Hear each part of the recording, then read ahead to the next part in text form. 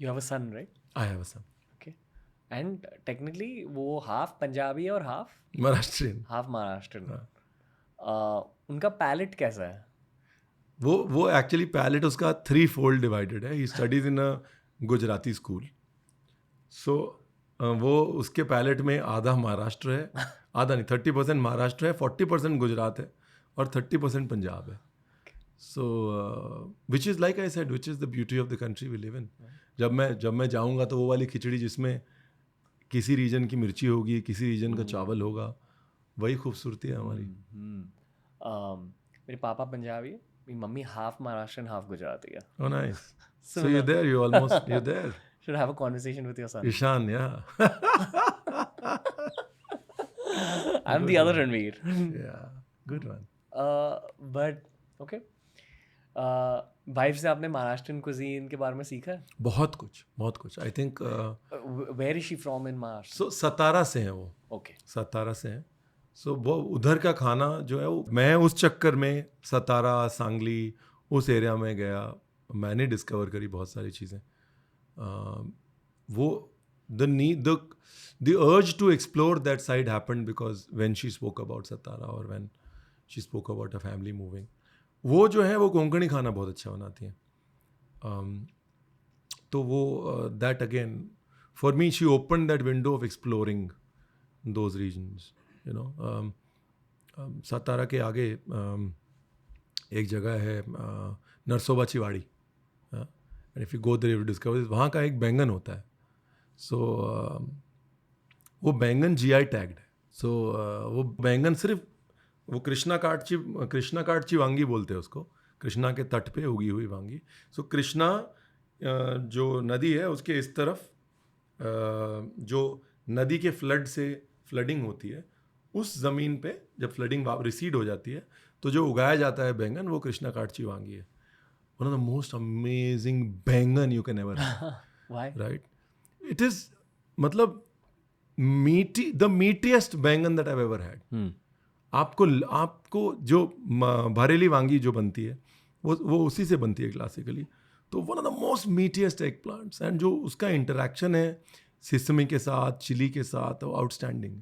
और मज़े की बात यह है कि वो नदी के उस पार कृष्णा काट के उस तट पे जो भैंस चरती हैं तो जो घास खाती हैं उस दूध से बनी हुई बासुंदी को वाड़ीची बासुंदी कहते हैं. वो भी GI टैग्ड है. सो इमेजिन करिए एक गांव, उसमें नदी के इस तरफ एक GI टैग्ड बैंगन, उस तरफ GI tagged basundi. And that is the beauty of our country here. I wouldn't have discovered if Pallavi wouldn't have told me Satara ऐसा भी एक रीजन है महाराष्ट्र का. वो या Do you think the rest of the country has discovered Maharashtrian food yet? No. The food needs to travel outside of Maharashtra also. कुछ cultures जो है ना वो बड़े सटल कल्चर होते हैं, वो बड़े सॉफ्ट स्पोकन कल्चर्स होते हैं. जैसे उड़िया कल्चर जो रूरल महाराष्ट्र का कल्चर है, वो बड़े सॉफ्ट स्पोकन, बड़े कंटेंट कल्चर्स हैं. तो unfortunately not everybody is a Punjabi who will be loud and से यार ये खा के देखो यार, है ना. सो ये बिकॉज ये कल्चर सॉफ्ट स्पोकन है, इनके खाने को हमारे जैसे पंजाबियों का फर्ज बनता है कि ये खाने की बात करें, इसको आगे लेके आए. Do you think we have more taste buds than normal? No, I think it's how much you are exposed to. अभी जैसे जापान में एक स्टडी हुई थी, टेक्सचर स्टडी. तो उसमें कितने टाइप के टेक्सचर्स आप जानते हैं लिखने को बोला गया था पूरी दुनिया के लोगों को. Oh wow. तो जापान वाले लोगों ने शायद 1470 टेक्सचर्स लिखे, यूरोप ने 40-45, हम लोगों ने कुछ 70-80. क्योंकि वो एक्सपोज है उतने टेक्सचर्स को, तो इसलिए वो रजिस्टर कर पाते हैं. हम बहुत सारे फ्लेवर्स को एक्सपोज्ड हैं, तो इसलिए हम उनको रजिस्टर कर पाते हैं. इसलिए हम इवॉल्व नहीं कहूँगा, इसलिए हम अक्वेंटेड हैं उन फ्लेवर्स के साथ.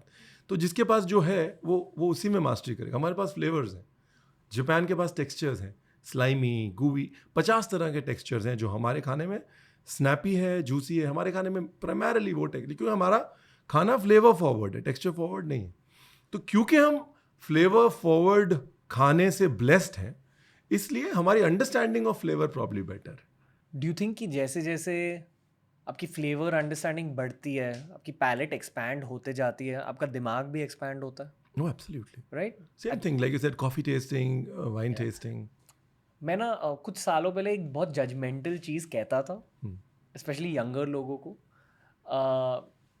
मैंने ये नोटिस करा है अर्बन इंडियंस में, especially when you are younger, I have also been there, कि अक्सर ना हमें चीज़ बहुत ज़्यादा अच्छा लगता है, डेयरी आइसक्रीम बहुत अच्छी लगती है, लाइक द टिपिकल फ्लेवर्स.